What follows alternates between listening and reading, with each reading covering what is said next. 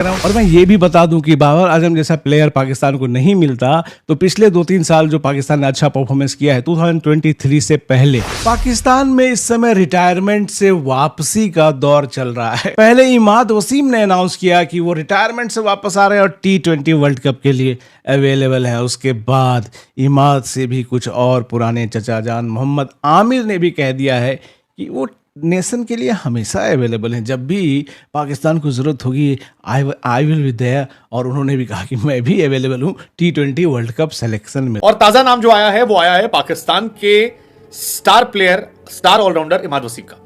वही इमाद वसीम जिन्होंने इस्लामाबाद यूनाइटेड को फाइनल में जिताया था 5 विकेट निकालकर 42 रन बनाकर। वही इमाद वसीम जिन्होंने क्वार्टर फाइनल सेकंड को जिताया था, उससे पहले भी एक मैच जिताया था और आखिर के 4 मैचेस में जबरदस्त प्रदर्शन किया और उनके प्रदर्शन का असर था कि इस्लामाबाद यूनाइटेड फाइनली सालों बाद चैंपियन बनी।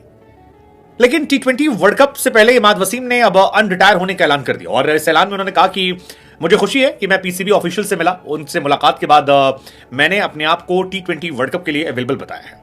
और जाहिर है जब इन्होंने रिटायरमेंट से वापसी का ऐलान कर दिया है तो इसका मतलब है कि पीसीबी से इनको बैकिंग मिली है। पीसीबी ने इनके पीठ पे हाथ रखा है कि जा बेटा ले ले रिटायरमेंट वापस। देखिए चाहे मोहम्मद आमिर हो चाहे इमाद वसीम हो, दोनों अच्छे क्रिकेटर हैं। इमाद वसीम अभी बैक टू बैक जो PSL में लास्ट 3 मैच में जबरदस्त परफॉर्मेंस की है, इससे उनकी डिमांड काफी स्काई हाई हो गई है। एबल बैट्समैन है, एबल ऑलराउंडर है, बॉलिंग भी अच्छी करते हैं, पावर प्ले में बॉलिंग कर सकते हैं, बैटिंग में भी मैच जिता सकते हैं। पहले उतना नहीं किया लेकिन इस PSL सीजन में हमने देखा कि उन्होंने कमाल की बैटिंग करके मैच फिनिश किया। पिछले PSL में भी इमाद ने अच्छी इनिंग्स खेली थी बट उस समय वो मैच नहीं जिता पा रहे थे, इस बार वो मैच विनर भी बन गए हैं। तो जाहिर है उनका स्टॉक जो है ऊपर गया, स्टॉक प्राइस ऊपर गया। और जिनसे उनका कंपटीशन था मोहम्मद नवाज, उनका स्टॉक प्राइस नीचे जाता गया है पिछले कुछ समय में, क्योंकि नवाज उस तरह से कंसिस्टेंटली परफॉर्म नहीं कर रहे हैं।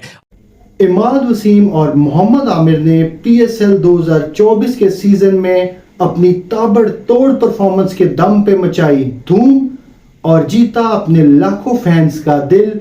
वर्ल्ड कप 2024 को लेकर ली अपनी रिटायरमेंट वापस। भारतीय मीडिया इमाद वसीम और मोहम्मद आमिर की रिटायरमेंट से रिलेटेड ये डिसीजन देखकर इनकी तारीफ किए बगैर ना रह सका। ये सब जानने के लिए देखिए ये रिपोर्ट। आइए चलते हैं इस रिपोर्ट की जानिब। और ताजा नाम जो आया है वो आया है पाकिस्तान के star player, star all-rounder Imad Wasim का।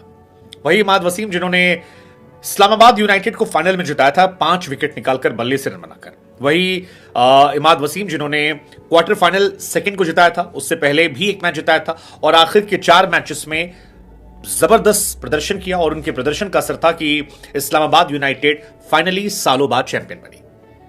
लेकिन T20 वर्ल्ड कप से पहले इमाद वसीम ने अब अनरिटायर होने का ऐलान कर दिया और इस ऐलान में उन्होंने कहा कि मुझे खुशी है कि मैं पीसीबी ऑफिशियल से मिला, उनसे मुलाकात के बाद मैंने अपने आप को T20 वर्ल्ड कप के लिए अवेलेबल बताया है। वो कहते हैं कि मैं पाकिस्तान क्रिकेट बोर्ड का शुक्रिया अदा करता हूं और मैं कोशिश करूंगा कि पाकिस्तान के लिए जो सर्विस कर सकता हूं करूं। हालांकि इमाद वसीम बहुत होशियार प्लेयर भी है। उन्होंने रिटायरमेंट ली थी T20 लीग्स ना खेलने को लेकर और अब यहां पर वो जानते हैं कि T20 वर्ल्ड कप से पहले कोई ऐसी लीग नहीं। मुझे कभी कभी ये भी लगता है कि पीसीबी नहीं चाहता है कि लोग जो हैं पाकिस्तान के वो इमरान खान को भूलें। ऐसी बात मैं क्यों कह रहा हूं? और मैं ये भी बता दूं कि बाबर आजम जैसा प्लेयर पाकिस्तान को नहीं मिलता तो पिछले 2-3 साल जो पाकिस्तान ने अच्छा परफॉर्मेंस किया है 2023 से पहले पाकिस्तान में इस समय रिटायरमेंट से वापसी का दौर चल रहा है। पहले इमाद वसीम ने अनाउंस किया कि वो रिटायरमेंट से वापस आ रहे हैं और T20 वर्ल्ड कप के लिए अवेलेबल है। उसके बाद इमाद से भी कुछ और पुराने चचा जान मोहम्मद आमिर ने भी कह दिया है कि वो नेशन के लिए हमेशा अवेलेबल हैं, जब भी पाकिस्तान को ज़रूरत होगी आई विल बी देयर। और उन्होंने भी कहा कि मैं भी अवेलेबल हूँ T20 वर्ल्ड कप सिलेक्शन में। तो ये सारा माजरा क्या है, हो क्या रहा है, क्यों हो रहा है, कौन कर रहा है और इससे वहाँ की क्रिकेट को कितना फ़ायदा होगा या कितना नुकसान होगा, इसी के बारे में आज हम बात करने वाले हैं। उन्होंने व्हाइट बॉल क्रिकेट से रिटायरमेंट वापस नहीं लिया। उन्होंने कहा है कि मैं T20 में लौटने को तैयार। यानी ऐसा हो सकता है कि इमाद T20 वर्ल्ड कप खेले और फिर कहें थैंक यू जी। इमाद वसीम ने सबसे पहले मुल्तान सुल्तान के सामने एक मैच था जिसमें 13 पे 30 मारा था। इंपॉर्टेंट क्वालिफायर से पहले मैच था। फिर क्वालिफायर 1 आया जहां प्लेयर ऑफ द मैच बने। क्वेटा के सामने अपनी फिरकी वाली गेंदों पर 3 विकेट निकाल दिए थे। उसके बाद 40 पे 59 रन बनाए और उसके बाद फाइनल मैच में मुल्तान सुल्तान के सामने 5 विकेट निकाले और 19 नॉट आउट थे। हालांकि ये वही इमाद वसीम है जिनको लेकर पाकिस्तान ने बाबर बाबर बाबर के नारे लग रहे थे। बाद में इमरान ने इमाद ने सबको जवाब दिया और अपनी परफॉर्मेंस से दिल जीत लिया। फिलहाल इमाद की वापसी हो गई है। सवाल यह भी है कि क्या मोहम्मद आमिर जो हैं अब वो भी वापसी करेंगे, पता नहीं। लेकिन इतना जरूर तय है कि कराची किंग्स छोड़ने के बाद इमाद वसीम की किस्मत जो है खुल गई है, क्योंकि इमाद इससे पहले 2019 से 20 में एक बार चैंपियन उन्होंने बनाया था कराची किंग्स को। और जाहिर है जब इन्होंने रिटायरमेंट से वापसी का ऐलान कर दिया है तो इसका मतलब है कि पीसीबी से इनको बैकिंग मिली है। पीसीबी ने इनके पीठ पे हाथ रखा है कि जा बेटा ले ले रिटायरमेंट वापस। देखिए चाहे मोहम्मद आमिर हो चाहे इमाद वसीम हो, दोनों अच्छे क्रिकेटर हैं। इमाद वसीम अभी बैक टू बैक जो पीएसएल में लास्ट 3 मैच में जबरदस्त परफॉर्मेंस की है, इससे उनकी डिमांड काफी स्काई हाई हो गई है।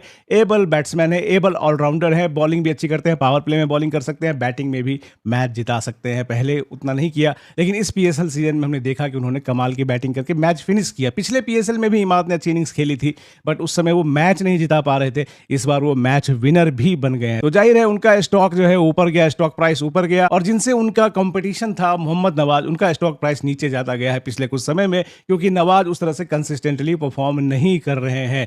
बट इस साल इस्लामाबाद जाकर उनकी किस्मत जो है पूरी तरह यूटर्न हो गई है। शुरुआत में उनको लेकर मजाक उड़ा, बैशिंग हुई, सीनियर प्लेयर है, ऐसा है वैसा है, बट अब जो उनकी परफॉर्मेंस है आई थिंक उन्होंने इसको अर्न किया है। And that was the reason कि पाकिस्तान क्रिकेट बोर्ड के सीनियर्स ने बुलाया, पूछा कि खेल लो, और उनकी शर्तों पर ये मान रहे। तो आई थिंक ये कमाल है। लेकिन अब सवाल ये कि क्या इसके बाद Mohammad Amir will be the next, या पाकिस्तान के पास तेज गेंदबाज हैं, वैसे है तो स्पिनर भी कई सारे जो अच्छा कर रहे थे, बट इमाद को मौका मिला। इमाद वसीम वैसे भी इस बीच काफी चर्चा में थे। वो चर्चा में थे सिगरेट के धुएं का छल्ला बनाने को लेकर, वो चर्चा में थे अपनी परफॉर्मेंस को लेकर।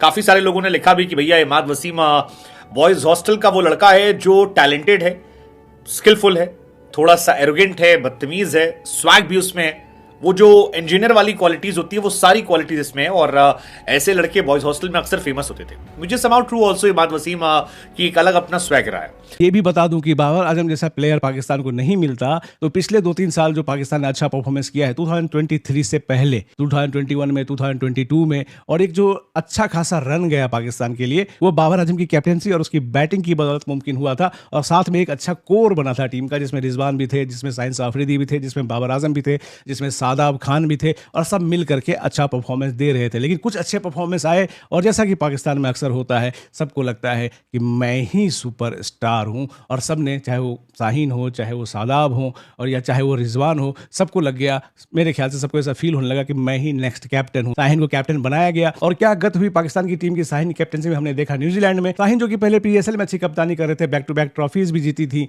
लेकिन नेशनल टीम के कैप्टन बनने का प्रेशर उनके साथ, उनके ऊपर पीएसएल में भी देखा, उनकी टीम बैठ गई, छठे और लास्ट पोजीशन पर आई 6 टीमों की कंपटीशन में। जो ये वापस मिला है कॉन्ट्रैक्ट खेलने का मौका, ये उन्होंने जीता है। ऐसा नहीं कि इमाद वसीम को खैरात में दे दिया गया है।